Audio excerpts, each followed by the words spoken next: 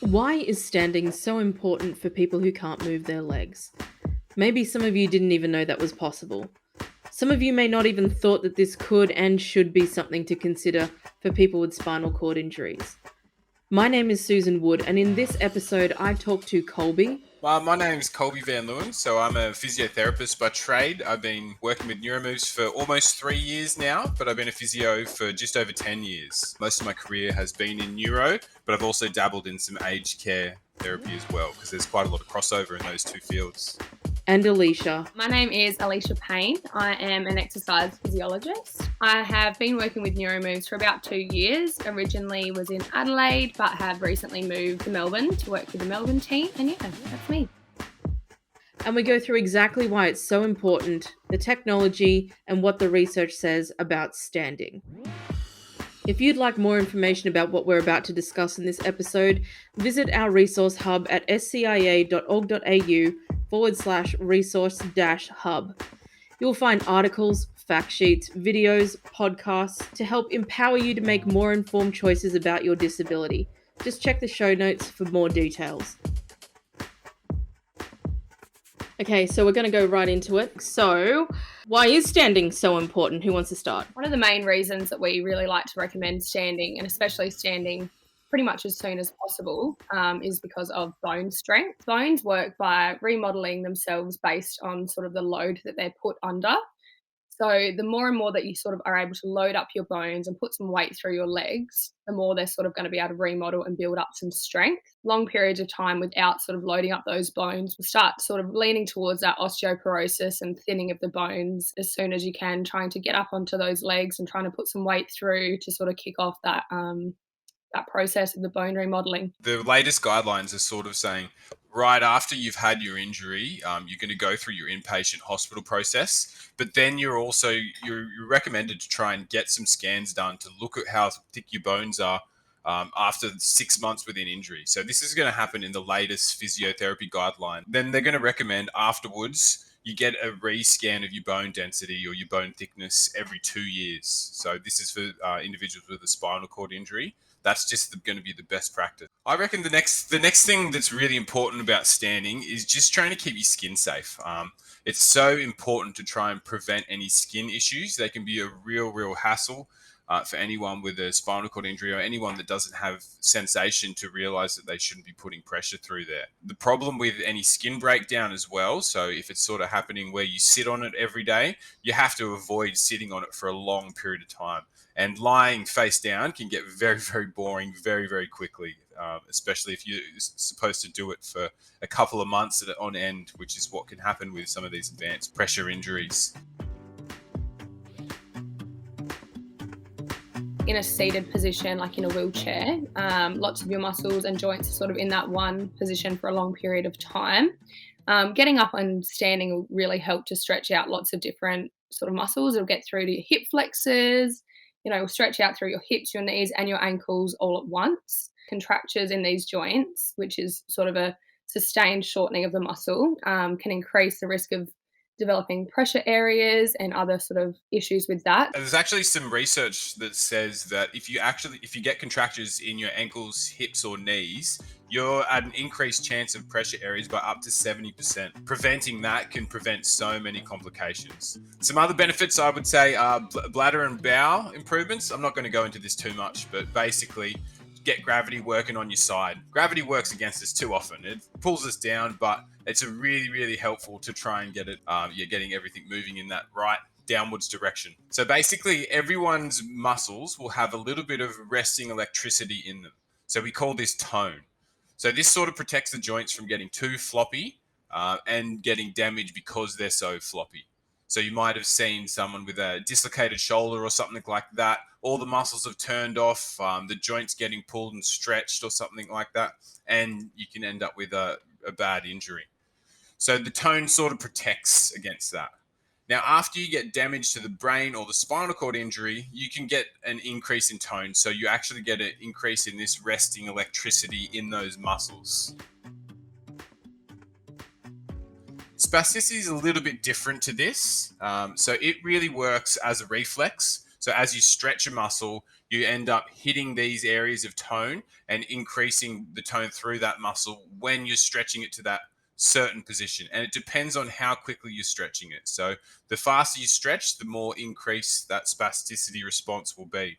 So this can be a huge problem for people because it can be really painful, but it can also reduce your ability to move around. So if you're really, I've seen people that are pushing themselves along in wheelchairs, they go over a bump and then their leg might kick out, they lose all their stability. Same with walking, you can catch your feet on things a lot more because it becomes really difficult to try and lift your toes up because you're fighting against that spasticity whenever you're putting that muscle on stretch. So it can be really important to try and stand regularly to try and get rid of that risk. So I have two questions. So you've talked about people who've acquired a spinal cord injury and how it's best to start standing as soon as possible. And I guess it's a two-parter question then. And then we're also talking about, let's just say, people who've had spinal cord injuries for their entire lives and may not have that same, I guess, tone and spasticity of somebody who has had a spinal cord injury later on in life. Does any of the things that you've talked about, do they change? If I were to come in there after, I don't know, 20 years of having an SCI, but I've had it as a child, would you kind of also have these same kind of results, or would they change depending on the length, I guess? Yeah. Look, I think they definitely change. Spasticity generally improves over time. Your body kind of gets used to the damage that it's got and it will stabilize to some extent. But a lot of people require lifelong medication to control the spasticity. And with every medication, you have a whole list of side effects that medication is going to cause. And spasticity medication is definitely no exception. Like it can cause drowsiness, it can cause muscle weakness. It's just a horrible list of stuff. So any natural way to avoid those medications, definitely sign up to that. Luckily, with these scans, we can have a very clear indication of who's going to be suitable and who's going to be more at risk. So we can try and gradually improve that. So it's the technology needs to be used. It's super smart. So we need to be smart and follow it. What else can somebody do if they don't have access to assisted standing around the house or wherever, get all these benefits? Yeah, look, this is a really tough one. So for those that don't have access to, say, a therapist or equipment, it's the number one goal is to try and get some equipment. Like there's always a way to get some equipment. Look, I've treated people that are pretty rural before. You can actually train someone to use a standing frame via telehealth. There's a few different options to do that as well. So, for example, you could get someone to come to a bigger city, so one of your local, like larger built-up cities, to go to a place to do a bunch of different trials. So you could tee up quite a few different equipment items to come all to the one place at once, and then you can trial maybe 4 or 5 different things. The therapist that saw you then can go, okay, I recommend this for this reason. You can have that conversation with them, and then they can recommend it through any funding bodies that might be suitable. When that got delivered to your house after it has been approved, then you could have some telehealth sessions to actually learn how to use it a little bit more safely under the supervision of, say, some carers or family members. You don't actually need to be going somewhere to do all that standing. It really does involve the equipment that we've got.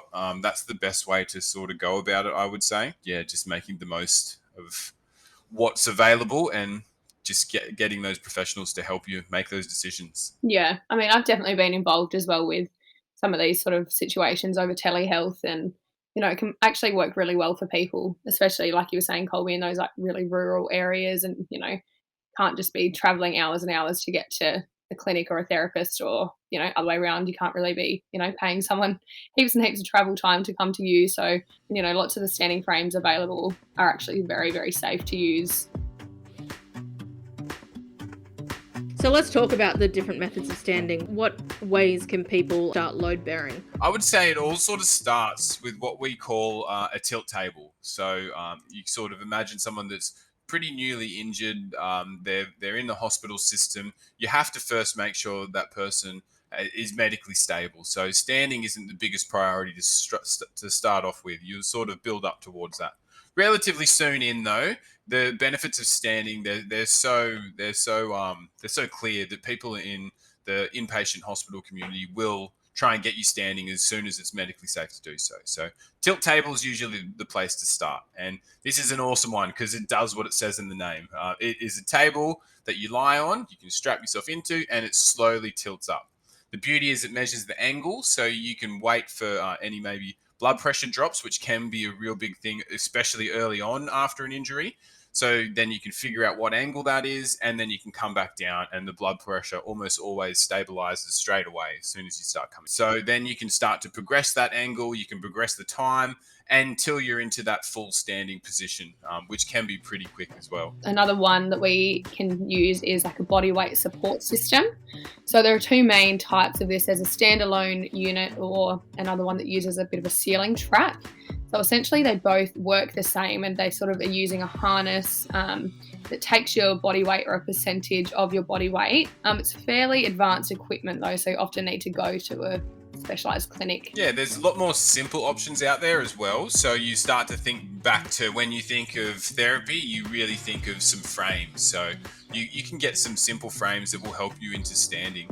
So you've got what we call a forearm support frame. So basically you're taking your weight through your forearms and your elbows.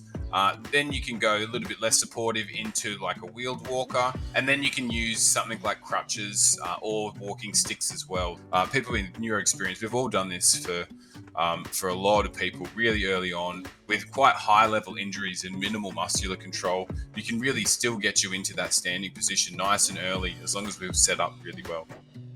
The other main one would be a standing wheelchair. So it's sort of like a standing frame on wheels, I suppose. It really depends on what sort of standing wheelchair you're going to get. Well, I would say sometimes people get a standing wheelchair and it's their regular wheelchair as well. Often, though, your standing wheelchair is a standalone unit that you use just for standing, and then you've got your day-to-day wheelchair. But basically, it is just a standing frame on wheels, and you can get into it just like you would with a standing frame, strap yourself in, and then you can bring yourself into that upright position. I always tell people you can move around when it's sitting. Do not move around when it's up. You're way too tippy when you're that high. Another one that's probably not talked about very often, especially here in Australia, but I always love to mention it because I'm a big advocate for these things. So they're actually powered exoskeletons. I like to just call them robot legs because it gets the message across a little bit easier. So basically a powered suit that you can get in. You strap your feet, knees and trunk into, and then it will stand up, and it can also do some walking. But you're getting those benefits of standing in the absence of needing any actual muscular control. And there's a few of them that are around in Australia. It just hasn't taken off like it has probably over in Europe and in the US. But definitely, I think it's one to watch this space in the future, because I think it is something that's going to become a bigger thing in Australia. Yeah, because I guess the next question after this is, this all sounds great. How much is it? Yeah, they're expensive. It depends. The models are varying though. So look, I suppose you think of the oldest model that's around, that's probably the most successful, is the Rewalk.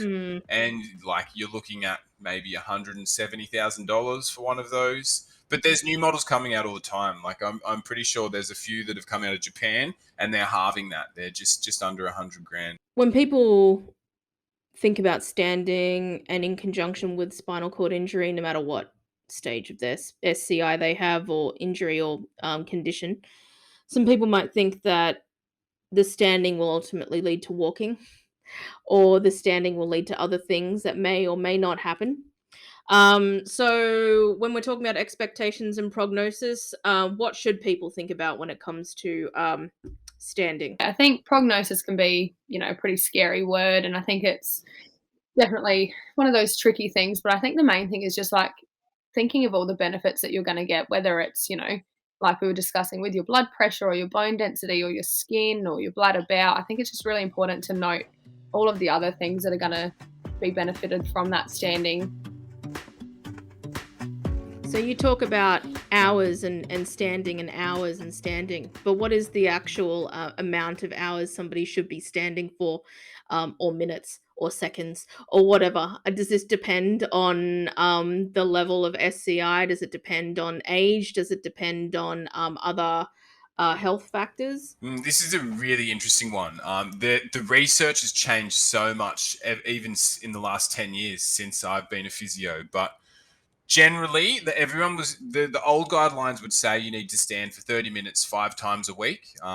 It depends what your goal is, though. So nowadays, if you want to improve your bone density, you need to do a lot more standing than that. So pretty much minimum of 60 minutes, minimum of 6 days a week. So you're looking at being in that standing position, fully load bearing for that full 60 minutes at least. Some research articles go as high as 120 minutes. So you're looking at 2 hours, 6 times per week.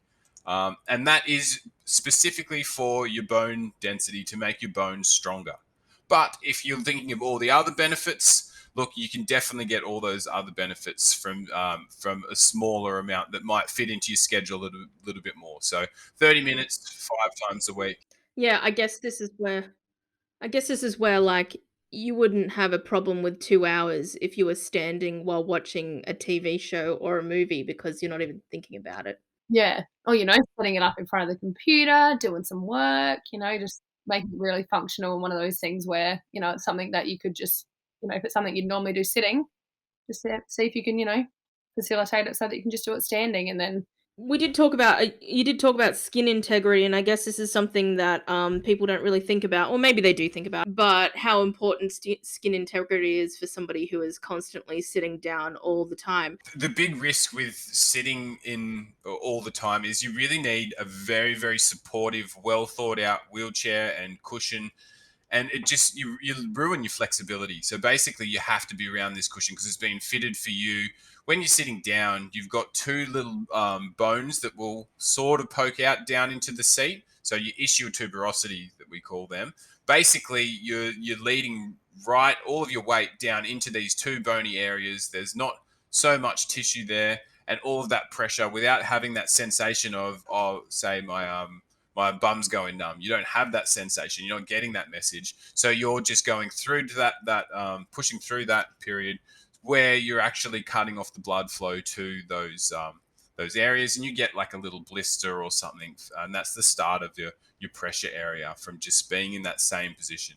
There's other methods to try and help with this. So you can do pressure relieving positioning. But once again, there's so many different benefits of a standing program, and this is one of them. You take all of that pressure off of that exact area, and you're putting pressure on your feet and your bones, exactly where that pressure has sort of evolved to go. So you're kind of just using that natural position. Can we also talk about prolonged sitting and the effects of prolonged sitting on the spine and maybe the shape of the spine and how standing can or just standing anyway can just kind of, I guess, not realign the spine but stop it from, I guess, a massive curve, for example. well, I guess when you're in that standing position, you sort of have gravity acting on your bones, acting on your muscles. You're getting sort of that gravitational pull. So lots of the time, especially when you see those injuries happening, to, for a young kid, for example, who's then going to grow up in that seated position, not sort of getting that gravitational effect can sort of lead to that scoliosis and the S curve in your spine. And Yeah, look, I think one thing I tell people all the time is your head is much heavier than you think it is. You're holding a 10 kilo weight in a sitting position out in front of your body. Do you reckon you could do that in normal? If you had a 10 kilo weight and you're holding that a few centimeters out in front of your body, how long could you do that for? You can't. You shouldn't have to do that all day, every day. It's too much weight. So you think that 10 kilo weight starts to pull everything forwards. Even the position of your arms can't really go by your side if you're in a sitting position. They end up out in front of you. Arms don't seem that heavy, but when you combine your head and both arms, you got a significant weight pulling you forwards. So your spine is slowly coming forwards with you, and it will start to adjust. So as we said before, your bones remodel, they reshape depending on the forces that you put on them. If you're putting all those forces forwards, your bones are going to get stronger in that forwards position, and they won't go backwards anymore. So you really need to get that, like Alicia was saying, you really need to get gravity on your side once again, and get up. So gravity's going exactly where we evolved to take gravity, straight down the line of the spine.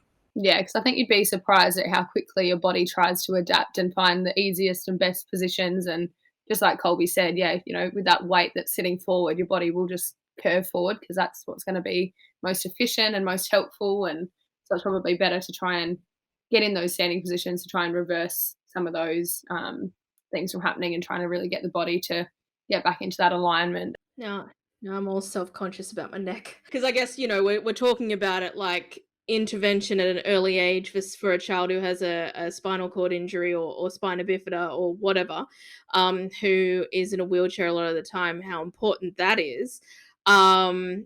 Equally important because of an aging population and SCI and aging. I don't know if you guys want to talk to maybe what can happen or not just the benefit, but also what might happen if you don't really consciously think about it. Well, I guess in terms of bone density, obviously that is one of the things that does decline with age. You're over 65 and those sort of postmenopausal women are already at that sort of heightened risk of getting osteoporosis. And so I guess, those sort of age groups that are sort of combined with that spinal cord injury are just at even a higher risk again to sort of get that osteoporosis and the weakening of the bone. So that's definitely an area that can be targeted by this standing in the aging population. Yeah, definitely. Look, I think age is more, you've just had more time for things to accumulate. Like, age is just a number, but it's also, time is also a number, and you've had more time to experience all of those little injuries or all of that little bits of deterioration. So